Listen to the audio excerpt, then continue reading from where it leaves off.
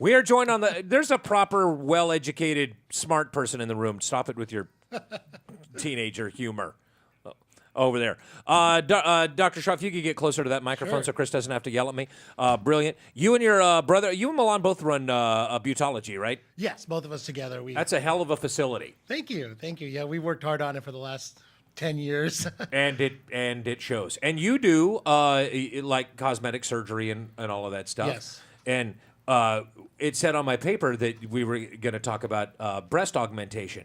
And a lot of people when that first started being a thing, I don't know what it is, but it just seemed like there was you shouldn't alter your body or whatever, but all that stigma's gone, isn't it? That's not even a thing anymore. Yeah, I think a long time ago with all cosmetic surgery, people thought it was kind of taboo, that only celebrities do it and people in movies do it. And now you see this huge shift in the mentality that just a common person that has something they're concerned about does these things. And it doesn't need to be ridiculously overdone. It doesn't need to. But it can be. It can be if you want, but most people don't want that. You'll be surprised.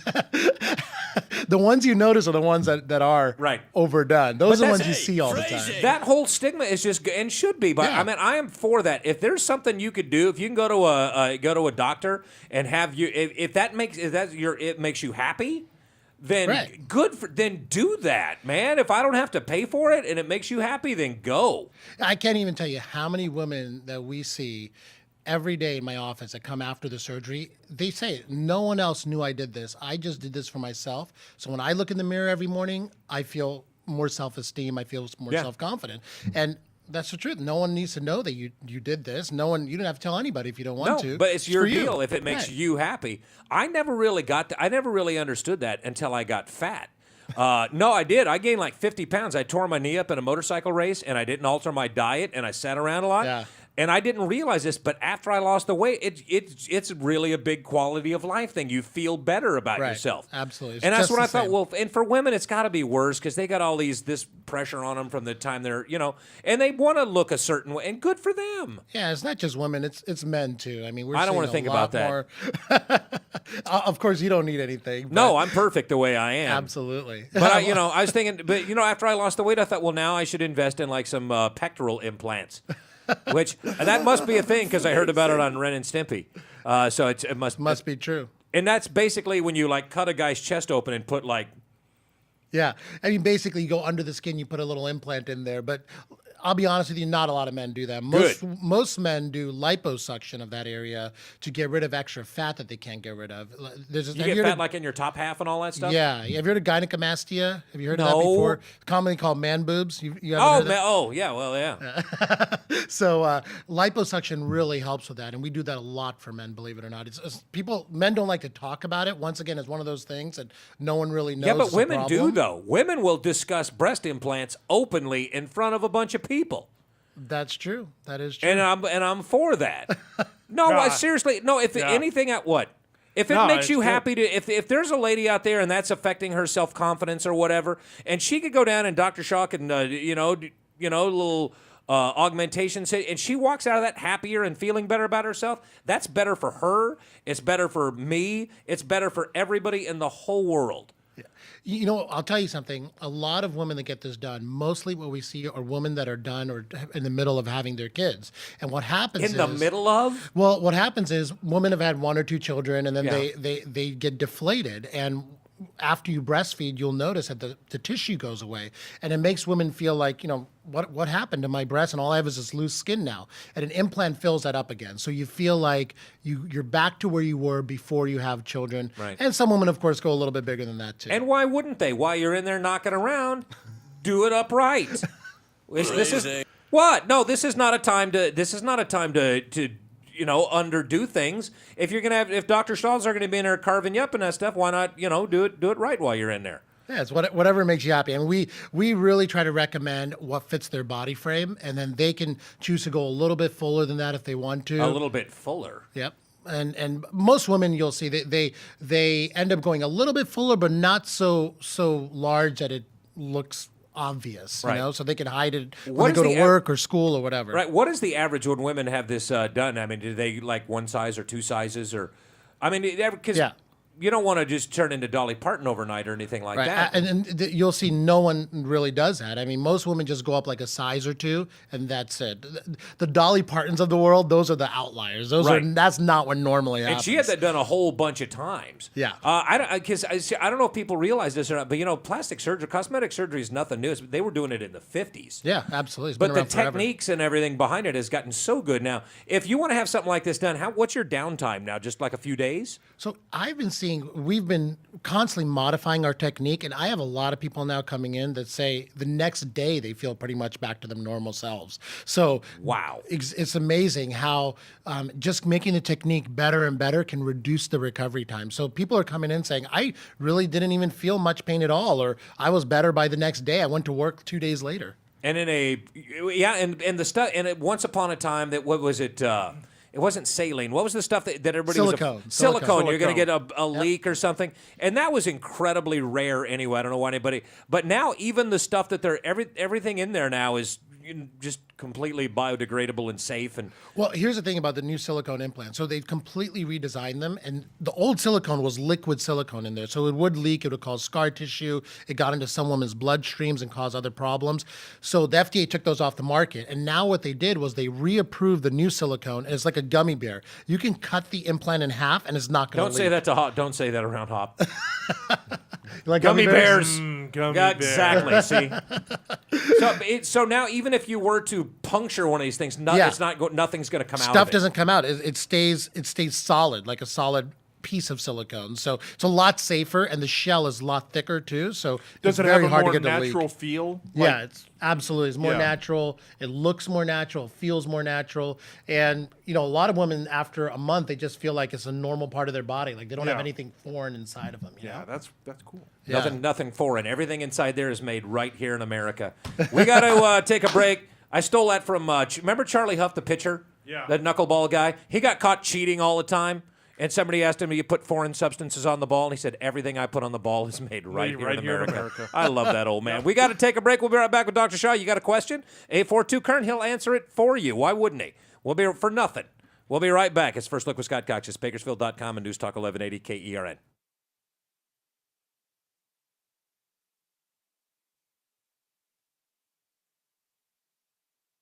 We're back. Dr. Shaw's here. You got anything in the news desk over there? No, we don't. I don't have anything in the news desk, but I wanted to ask Dr. Shaw. We've talked a lot about obvious breast implants, and that's like the number one thing. But I've read that butt implants are huge anymore. Is that dude? You almost got a spit take. No, that's it's because awesome. I didn't want to say it, but I was thinking it because wouldn't that feel weird when you sat down? Yeah, but I mean, they're a huge thing now, You're aren't right. they? So here's the thing about butt implants is there's two ways to do it. You could put an implant in, or you could take fat from somewhere else in your body and inject it. And what we found is it's much safer to take the fat and inject it than put a foreign body in there because Really? Yeah, absolutely. Because just like you said, when you sit on it, it causes all sorts of pressure on this foreign object, and it can cause problems. It can hurt, and those kind of things. So we've been doing a lot of fat injection. So This happens a lot. This is very common. Yeah, it's called the Brazilian butt lift. It's called the J-Lo or the Beyonce is what it's called. Yeah, Once the again, J-Lo. that's the overdone aspect of some you of can these overdo things. these things. Exactly. No, but the fat injection works a lot better, and we do a lot of that, actually. It's just like you said, it's very common. People don't talk about it a lot, but it's very common. Yeah, and also lip augmentation is pretty common anymore too. Making lips fuller and fatter, is that something you do quite often? Absolutely. I mean, that is just like done almost every day because now we have these fillers that are they just dissolve on their own after a few months. You put the filler in, it's real easy. Like my brother does this, mainly the medical spa. Right. It's under local anesthesia. You don't feel it's very comfortable. It's like a quick in and out procedure now. So what you do is you stretch the skin. And You then, sound and like then you're thinking about having this done. I want to appeal to you more, Scott. It's probably not good. Here's the. You know what? No, in a lot of ways you could, like with the butt implants and all that. But here's a little secret for you. My wife, from the time I met her to this day, she has perfect lips, like a lipstick ad. Perfect lips. awesome. Yeah. So no matter what you do, You'll never be able to match her. I'm sorry. Well, I'm going to get a little more information, and I might try.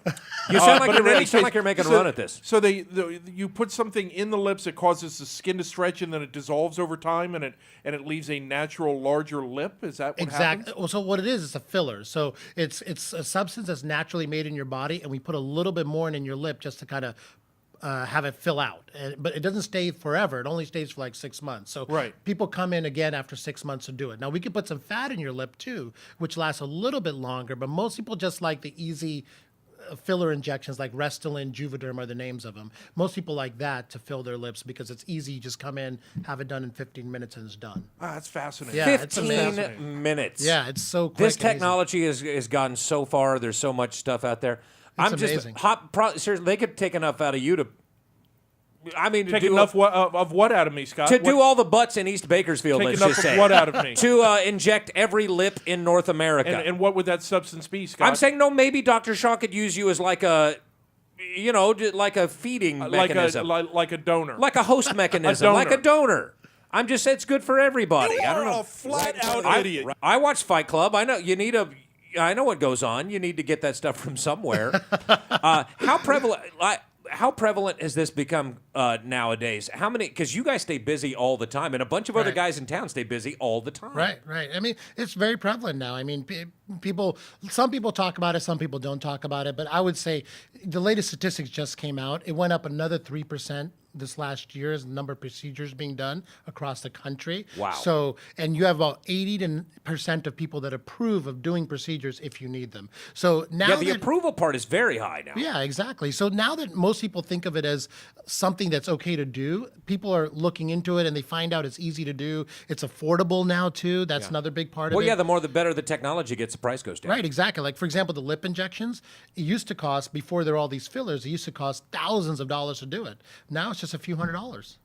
I'm going to start saving up, and I'm going to do that. If you guys tune in tomorrow and I look like Mick Jagger, you'll know that I came up with the money. Let's see how that works out. No, I'm so in favor of this because I know women who've had these procedures done, and they're just happier on the other, and guys too, by the way. They're just happier. They feel better about themselves, and that's a hell of a gift to give to people. Right, exactly. I think what you have to realize is a lot of times people talk about the overdone people, like Mick Jagger's lips, for example, or those are standard equipment. Those Dolly Parton. Yeah, those are real. but that his lips wouldn't look good on other people. So you just want to enhance what you already have. He put them on a lot of people. Just to find, he did the research on that himself. Hey, phrasing. Thanks, Archer. No, like I said, if you're somebody who's thinking about doing it, just go do it. Don't worry about what other people. This is something you have to do for yourself. Yeah, it's something. If you've been thinking about it, it doesn't hurt to come in for a consultation. Just get the information and find out a little bit more about it, and specifically for you, what's going to work good for you. Yeah. And then you just think about it. And if it makes sense, do it. And do you guys still over at Beautologie? Do you still just do all the regular the spa treatment and the whole deal over there? Do they still do all that stuff? We do a little bit of it. Yeah, we have a massage therapist. Yeah. She does a fantastic job of massage, but she also does this thing called endermology, which removes cellulite. So that's an amazing treatment that women really love.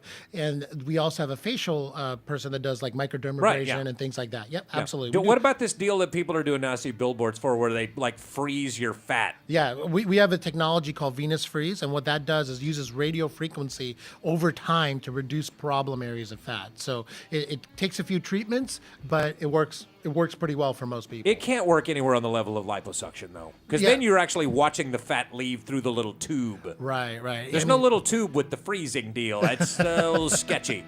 We'll talk some more about that. Come back. We'll do this again. All right. Awesome. Great to be here. Good. Always good to see you. Dr. Shaw. Thanks. That's Darshan, not Milan. We'll be right back. First look, Scott Cox, Bakersfield.com, News Talk 1180, KERN.